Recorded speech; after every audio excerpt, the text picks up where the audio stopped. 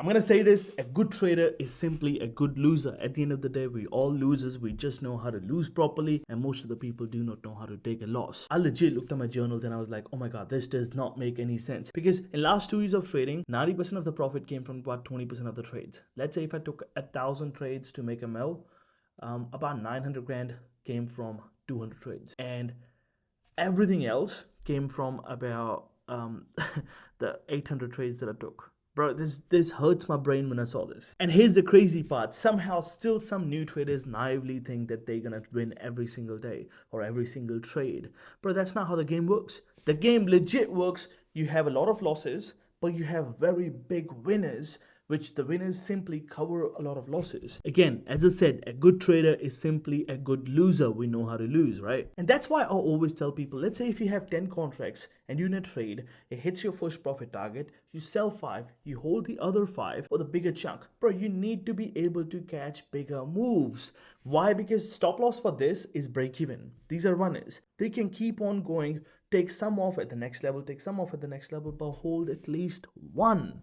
At least have one, because that one will be, oh my god, once you understand the power of actually just holding one contract, everything changes straight away. And that literally happens whenever I see my bread and butter setup. My bread and butter is simply, if the yesterday's high broke, pre-market high has broken, I'm catching a trade towards the upside, I'll be super more comfortable taking the trade because there's no clear or short-term resistances coming on top. So when I see my bread and butter setup setting up, I'm not scared to jumping in once the trade starts moving. I'll do, let's say, 20 contracts up front. Once the trade starts moving, I'll add 50, 100, 150, 200, 250, 500 contracts. I'm not scared to do slowly because a lot of people want to take profits quickly. I want to keep on adding because, hey, averaging into the trade is way better than averaging out, because I want to use the full potential provided to me by the trading gods. A good trader simply knows when he should be managing the position and when he should be shaving the position off. That's literally the secret. But on the flip side, the trader who doesn't know how to possess these skills, how to add to the winners and stuff, he will size up on the days when the market literally tells him, do not size up. The days the market a little bit tough.